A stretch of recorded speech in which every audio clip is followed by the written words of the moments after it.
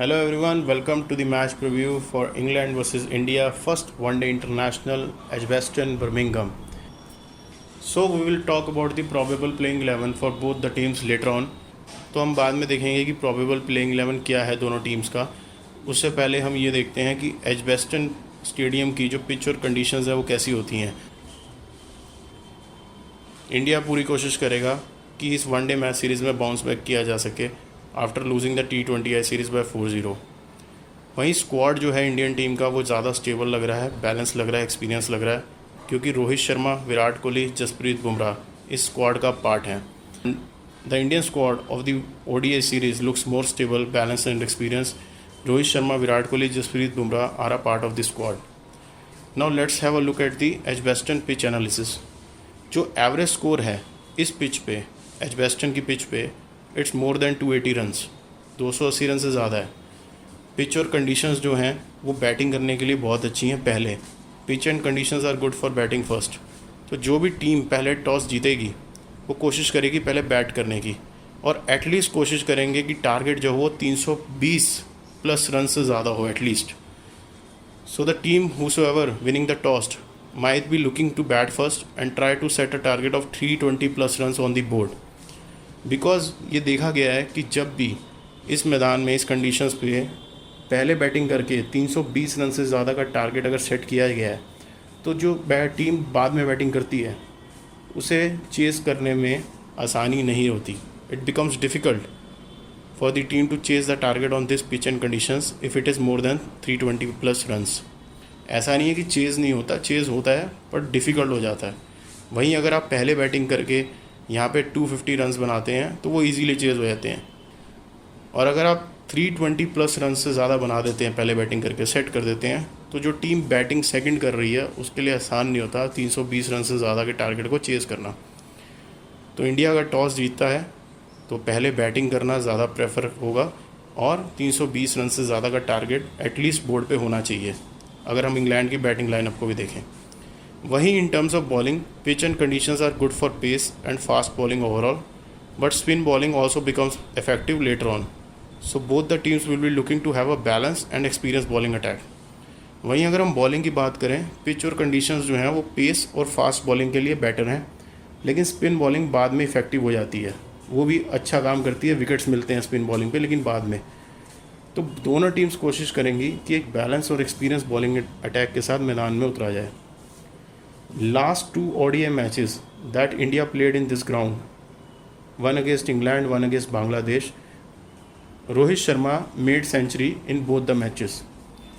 जो लास्ट दो one day match India ने इस ग्राउंड में खेले हैं, एक इंग्लैंड के खिलाफ खेला था, एक बांग्लादेश के खिलाफ था, रोहित शर्मा ने दोनों मैचेस में सेंचुरी बनाई थी. England and India faced each other in one day international in this ground last time in 2019 and England von that match by 31 runs. England और इंडिया दोनों इस मैदान में लास्ट टाइम एक दूसरे के सामने 2019 में आए थे क्रिकेट में, और इंग्लैंड वो मैच 31 रन से 31 रन से जीत गया था. वहीं वेदर फॉरकास्ट की बात करें तो कोई बारिश की एक्सपेक्टेशन नहीं है, पर यूके का वेदर अनप्रेडिक्टेबल होता है. 14 जुलाई 2026 को सनी मॉर्निंग एंड आफ्टरनून है. वहीं इवनिंग में थोड़ा सा वेदर क्लाउडी है एजबेस्टन में, बर्मिंघम में. No rain is expected, but the weather of UK is unpredictable. On 14 July 2026, sunny morning and afternoon, and in evening cloudy weather in Edgbaston, Birmingham. England definitely has the benefit of playing at home conditions, whereas India will be looking to bounce back with much more experienced squad. England के पास benefit है क्योंकि वो home conditions में खेल रहे हैं, वहीं India पूरी कोशिश करेगा बाउंस बैक करने की क्योंकि इस बार थोड़ा एक्सपीरियंस स्क्वाड है.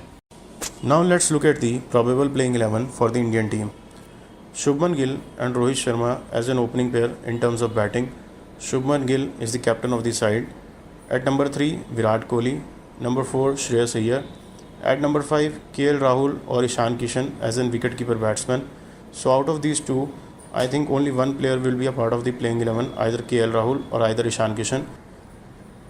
सो KL राहुल और ईशान किशन के बीच में as a wicket keeper batsman I think किसी एक को प्लेइंग 11 में शामिल किया जाएगा. वहीं अगर ऑलराउंडर्स में देखें, if we look at the allrounders, Shivam Dube and Axar Patel. In terms of bowling, Kuldeep Yadav, Jasprit Bumrah, Arshdeep Singh, Prince Yadav, Prasidh Krishna और गुरनूर बरार। इन तीनों बॉलर्स में से किसी एक को प्लेइंग 11 में हो सकता है शामिल किया जाए। So this pitch is good for pace bowling. So Prince Yadav, Prasidh Krishna और Gurnoor Brar, out of these three players, one can be a part of the playing 11 also.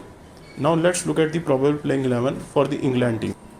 Ben Duckett, Harry Brook as captain, Joe Root, Jacob Bethel, Josh Butler और Tam Benton as a wicketkeeper batsman.